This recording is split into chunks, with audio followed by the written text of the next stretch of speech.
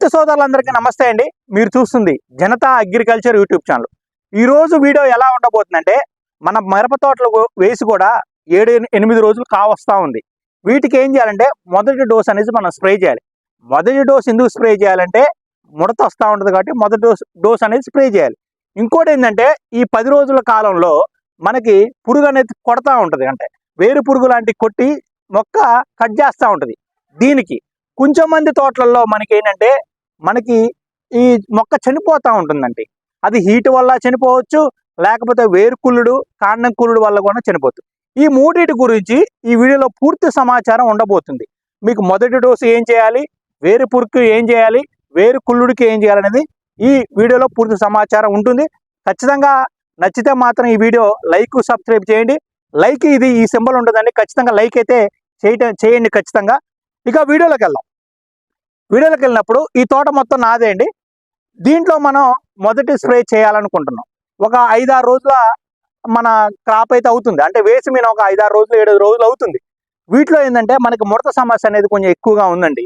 నేను కొన్ని రకాల మందులు తీసుకొచ్చా. సపోజ్ మీకు ఈ మందులు తీసుకొచ్చా అండి. నేను మీకు స్ప్రే చేద్దామని మన తోటలో అయితే కనుక్కుంటున్నాం. వీటిలో ఏంటంటే మీరు చూడండి, ఇప్పుడు ఇది క్రాప్లో ఇది చూడు బ్రదరు, ఇప్పుడు ఇది ఉందండి. యాక్చువల్గా వేసిన దగ్గర నుంచి కూడా కొంచెం ముడతగా ఉంది ఈ చెట్టు.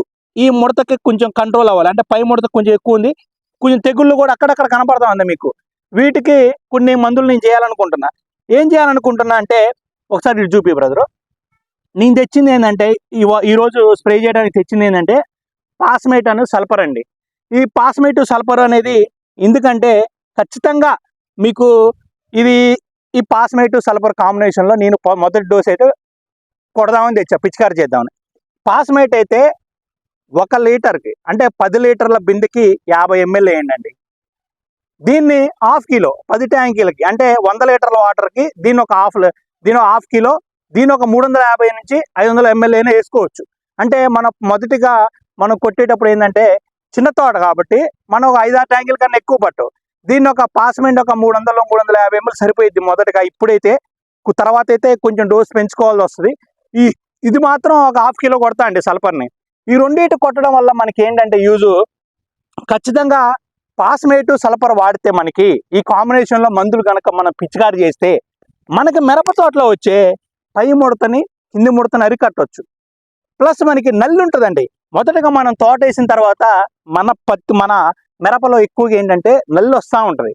నల్లే మెయిన్ ప్రాబ్లం మొదటగా తోట వేసినప్పుడు. ఈ నల్లిని కంట్రోల్ చేస్తే మన ఆకు అనేది సాఫ్ అయిపోతూ ఉంటుంది.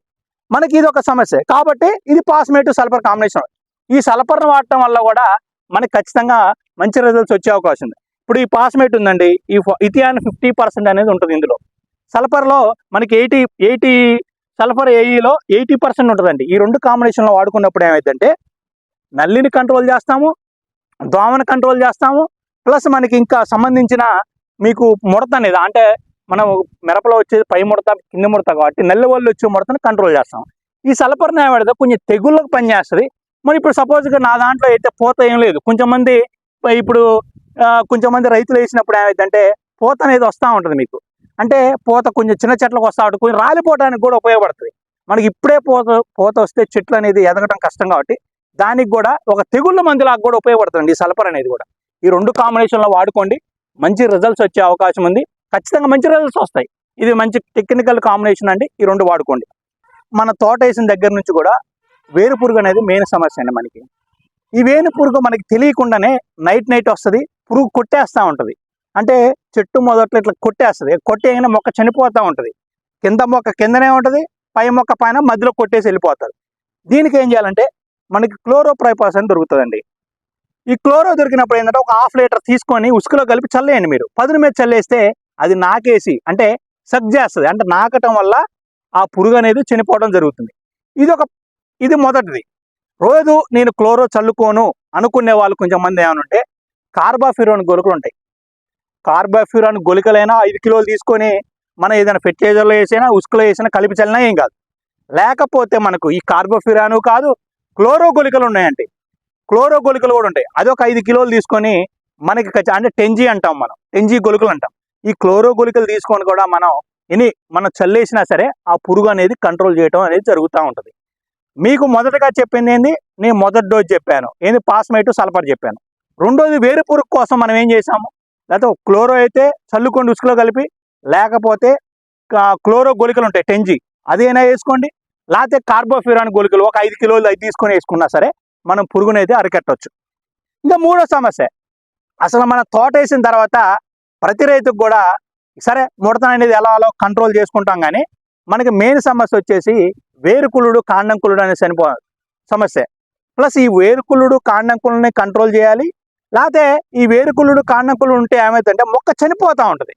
మొక్క చనిపోకుండా చేయాలి. మనం తోట వేసిన ప్రతి రైతుకు కూడా మనం మొక్క చనిపోకుండా చేయాలి అంటే ఖచ్చితంగా మనం దాన్ని బతికించాలి చెట్టుని. అప్పుడు ఏం చేయాలి, నేను చెప్పేది ఒకటే అండి, స్టార్టింగ్లో ఒక 10 రోజులు చెట్టు చనిపోతుంది అంటే కాపర్ తీసుకోండి, లేకపోతే రోకో తీసుకోండి. కాపర్ ఆక్సిక్లోరైడ్ని ఒక 1/2 కిలో 200 లీటర్ల డ్రమ్ములో వేసి మనం చెట్టుకు పోసినా సరే ఆ తెగుళ్ళు అనే సమస్య నుంచి బయటపడవచ్చు. మనం ఏమైనా మొక్క చనిపోతుంది అనుకుంటే రికవరీ చేయొచ్చు, అంటే ఆ తెగుళ్ళు అనేది రికవర్ అవుతుంది.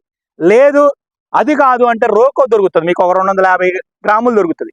ఆ రోకోని తీసుకొని కూడా మీరు ఒక డ్రమ్ములో వేసి దాన్ని కూడా మనం గ్లాస్తోనో లేకపోతే నాజిల్ తీసేసి చెట్టు మొదట్లో చేసినా కూడా మీకు ఈ ఫంగిసైడ్ ప్రాబ్లం తెగులు సమస్య నుంచి బయటపడు. సరే ఇవన్నీ చేసినా కంట్రోల్ అవ్వట్లేదు, ఇవన్నీ చేసినా కూడా మొక్క చనిపోతూనే ఉంది అనుకుంటే మనం ప్రతి సంవత్సరం చెప్పేదే కొత్తదేం కాదు, అందరికి తెలిసిన ప్రోడక్టే బ్లాక్ బస్టర్ అని ఉంటుంది.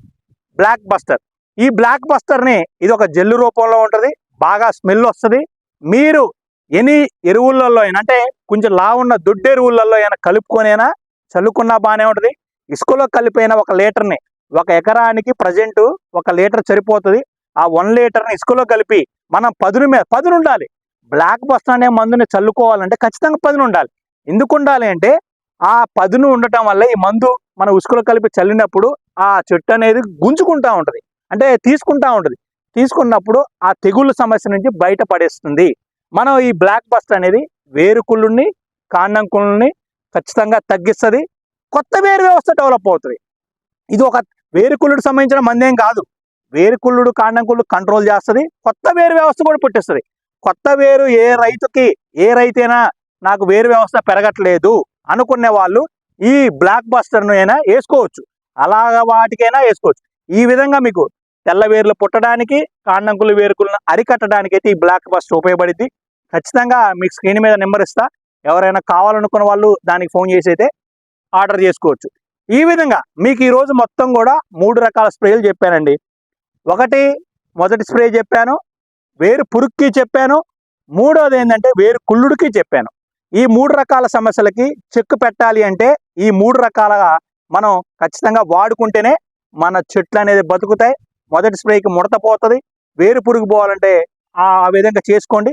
ఖచ్చితంగా మంచి రిజల్ట్స్ వచ్చే అవకాశం చాలా ఉంది. మిరప తోటనే మొదటి నుంచే చాలా జాగ్రత్తగా చేయండి, మంచి దిగుబడులు అయితే సాధించండి. ఓకే, థ్యాంక్ యూ అండి, థ్యాంక్ యూ వెరీ మచ్.